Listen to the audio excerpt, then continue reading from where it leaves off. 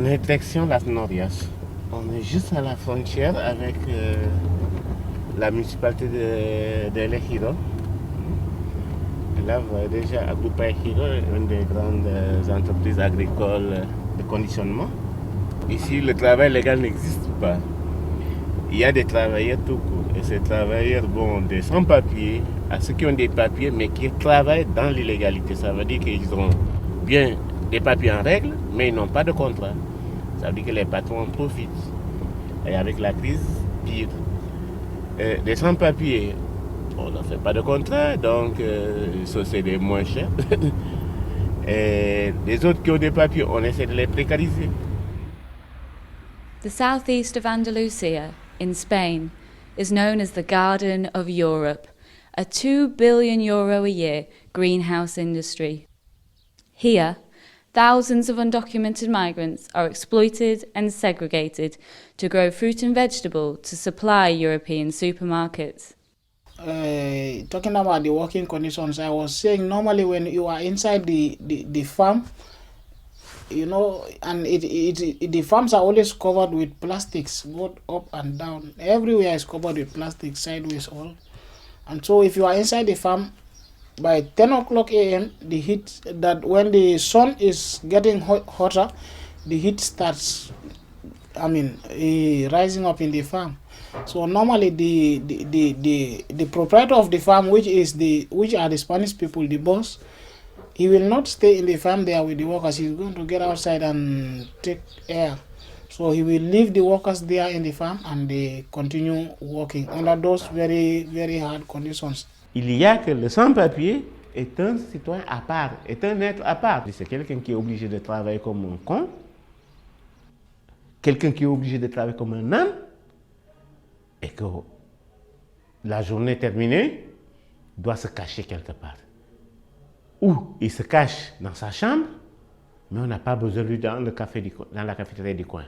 On n'a pas besoin de lui dans le dancing du coin. On n'a pas besoin de lui au supermarché.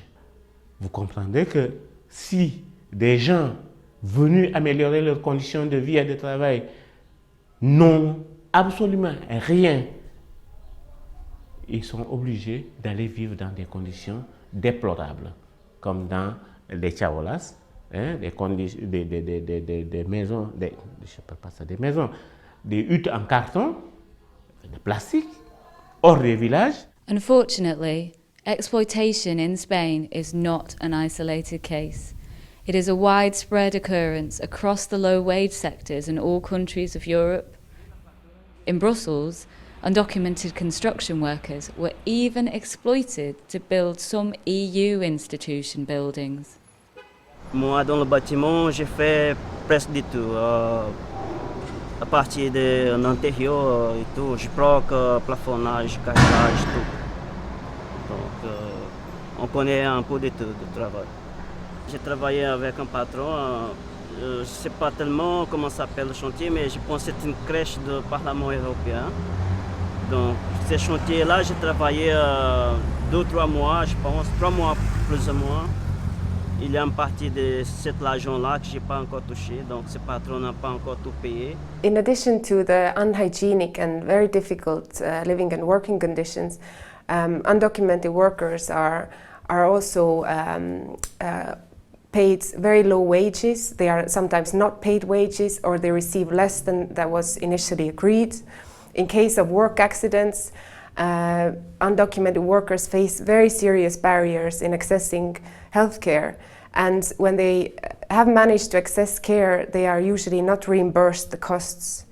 Undocumented workers are also often fired without due notice, and face other basic labor rights violations.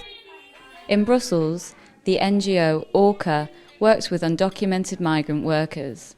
One project aims to raise awareness among Filipina and Latin American domestic workers about their rights as workers. We started with the project for domestic workers at the beginning of 2009.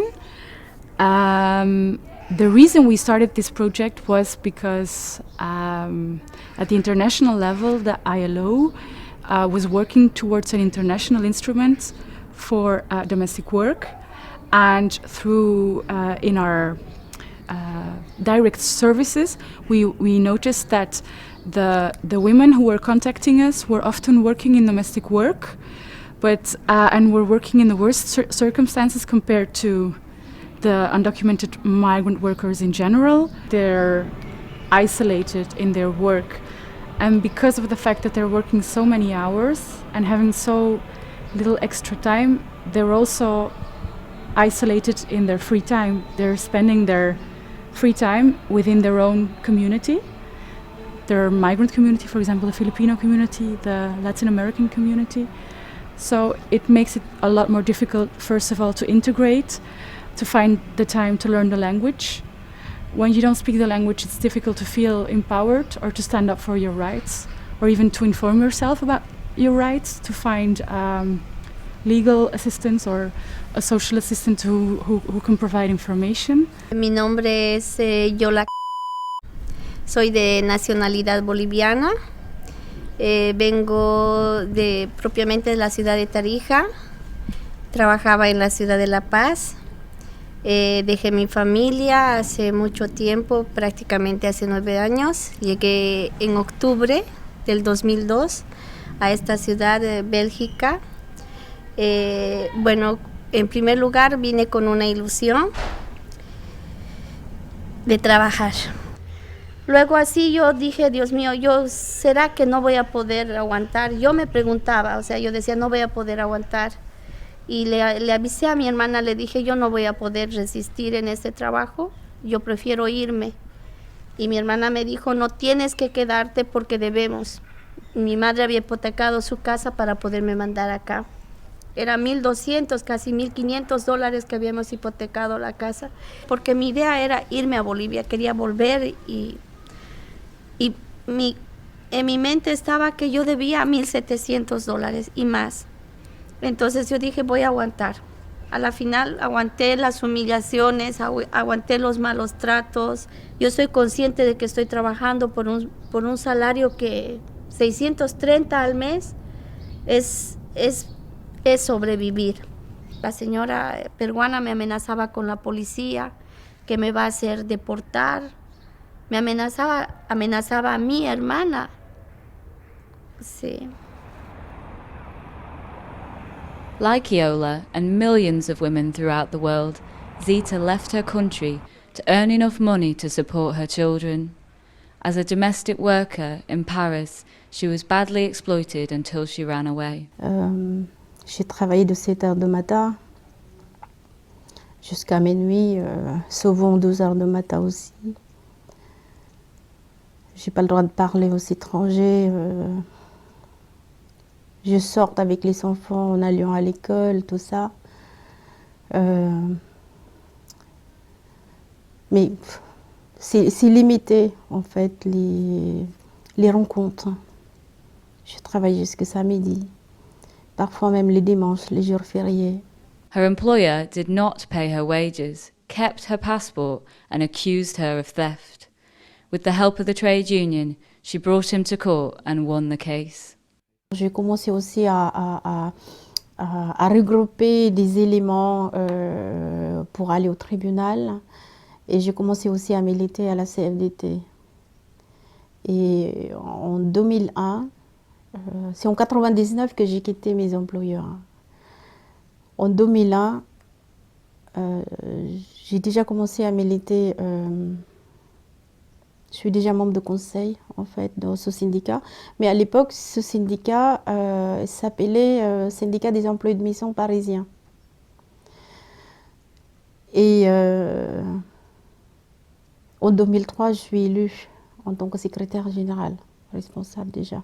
Mais je continuais à accueillir les salariés, des employés de maison, des sans-papiers, peu importe, en les encourageant que voilà, nous, on a des droits comme tout le monde. On n'a pas besoin d'être isolé pour être accompagné. Venez vers nous. After winning the case against her employer, Zita's courage transformed into commitment. 10 years later, she is still fighting for domestic workers' rights. les permanences qui étaient organisées pour les salariés dans le secteur. Donc tout le monde arrive, bah, pas tout le monde, mais bon, enfin, des salariés ou alors les travailleurs domestiques qui ont des problèmes, c'est l'occasion en fait de venir vers le syndicat. Donc les personnes qui n'ont pas de moyens de venir parce qu'ils travaillent au domicile des employeurs, ils n'ont pas le droit de sortir s'ils gardent des enfants ou alors des personnes âgées. Moi, je donne des rendez-vous individuellement, soit à leur domicile ou alors dans les jardins où ils amènent les enfants. The bitter reality is, however, that certain economic sectors are highly dependent on undocumented workers. That is, highly exploitable, cheap, flexible workers. And they are dependent on these workers in order to gain profits and to function properly. But paradoxically, these highly desirable undocumented workers are at the same time criminalized, chased and pushed into complete isolation without access to basic rights and services. I think we have a problem at European level in dealing with the exploitation at work of migrant workers in an irregular situation. And this is compounded because we now have legislation which makes it illegal to even employ people who don't have the proper papers. So there's a risk of people being further exploited, much more unable to really make their voice heard, to complain when they're not being paid the wages that they're due, when their working conditions don't take regard of health and safety or working time. That vulnerability, I think, is something that really has to be addressed, and that needs to be for all workers, but recognising the particular vulnerability of undocumented workers who contribute a lot to our economies.